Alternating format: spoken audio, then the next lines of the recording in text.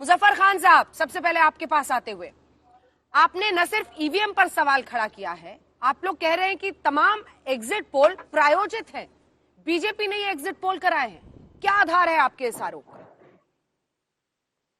देखिए अंजना जी, अगर हम ईवीएम की बात करें, हाँ, तो आपको याद होगा कि किस तरह से वाराणसी के अंदर ईवीएम का ट्रक पकड़ा गया और दूसरी गाड़ियां वहां से फरार हो गई। उसके बाद वहां के जो डीएम साहब हैं, उन्होंने कहा कि ये डेमो के लिए हम लोग लेके जा रहे थे। तो ये बात तो उनकी वहां के कमिश्नर ने ही खारिज कर दी एक तरह से। उन्होंने माना कि जो उसके प्रोटोकॉल होते हैं उसका पालन नहीं हुआ, इसमें वाकई गलती हुई है। तो जब कमिश्नर साहब ने गलती मान ली, तो अंजना जी आप बताइए कि इसमें समाजवादी पार्टी की जो आवाज थी, आदरणीय अखिलेश यादव जी ने जो कहा था, उसको आप कैसे नकार देंगे?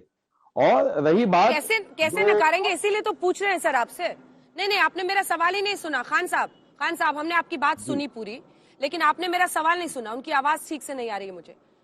एक सेकंड, खान साहब मेरा सवाल सुनिए। मेरा सवाल आपसे ये है कि ईवीएम को लेकर जो गड़बड़ी की बात आई, अखिलेश जी ने उठाया, उसके बाद एक एडीएम की पर कार्रवाई भी इलेक्शन कमीशन ने की है। ये बताता है कि खामियां हैं और उस पर उंगली रखी जानी चाहिए। अच्छा है कि विपक्ष ये सवाल खड़े कर रहा है, लेकिन पूरे चुनाव को संदिग्ध कह देना क्योंकि ईवीएम में गड़बड़ी है, तो फिर इसका उपाय क्या है? दूसरी तरफ एग्जिट पोल पर मेरा आपसे सवाल है। ये जो स्वामी प्रसाद मौर्य खड़े होकर कह रहे हैं कि सारे एग्जिट पोल बीजेपी के प्रायोजित हैं, ये किस आधार पर कह रहे हैं आप? इतना बड़ा आरोप आप कैसे लगा सकते हैं? इसका आधार क्या है? देखिए अंजना जी, मैं बहुत छोटा सा तर्क दूंगा आपको। जो एग्जिट पोल आए हैं, दरअसल आपके ही चैनल के एग्जिट पोल की हम बात कर ले, पहले चरण का जो चुनाव हुआ था वो 58 वोटों पर वोट डाले गए थे।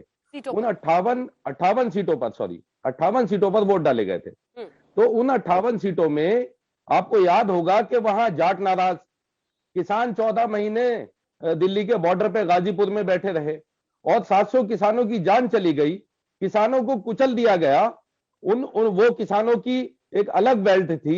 आप बताइए, वहां पे आपका चैनल है वो अंजना जी 50 सीटें भारतीय जनता पार्टी को किस आधार पर जिता रहा है? इसलिए एग्जिट पोल समाजवादी पार्टी गठबंधन को केवल आप 8 सीटें दे रहे हो। क्योंकि आपको लगता है कि नाराजगी है लोगों में, और जो आप किसान वर्ग की बात कर रहे हैं, सबकी बात कर रहे हैं, इसलिए एग्जिट पोल प्रायोजित है। मतलब आपके मन के हिसाब से हो जाए तो वाह वाह, अगर आपके मन के अनुसार नहीं है एग्जिट पोल, मान लीजिए कल नतीजे आते हैं जिसमें ये हो जाता है, तब आप ईवीएम पर क्या कहेंगे? जल्दी से, लेकिन मुझे लगता है प्रदीप जी आपके पास रुकिए। खान साहब रुकिए, मिस्टर खान रुकिए। देखिए आप खुद ही फंसते जाएंगे, जितना आप बोलेंगे आप फंसते जाएंगे। आप कह रहे हैं कि ईवीएम में गड़बड़ी है, फिर आप कह रहे हैं एग्जिट पोल प्रायोजित है। सर सोच समझ कर बोलिए।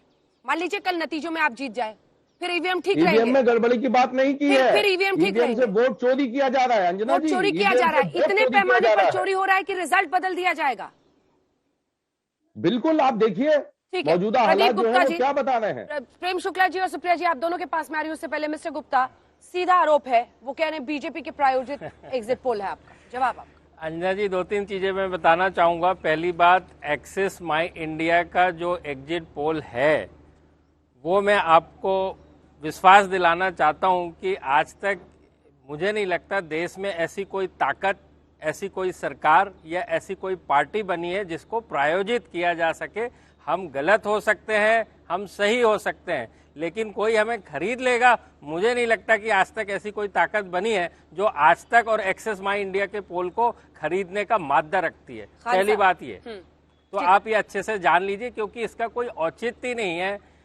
आपने भी देखा होगा जब exit poll Delhi election, assembly election के आए थे तो तब सही थे, जब झारखंड के आते हैं तो सही थे, जब भाजपा को हारते दिखाया था सही थे, बंगाल के अंदर टीएमसी के समय आ रहे थे तो सही थे। अब बीजेपी जीतते दिख रही है तो गलत है। ये मुझे जरा समझ में नहीं आई ये वाली बात। ठीक है खान साहब, सुना आपने? अंजना जी, आपको भी याद होगा, एक जमाना हो गया आपको, आप पत्रकारिता में हम एक लंबे समय से आपको देख रहे हैं। आप ये बताइए, जितने भी एग्जिट पोल आए हैं आज तक, क्या वो सही साबित हो पाए हैं?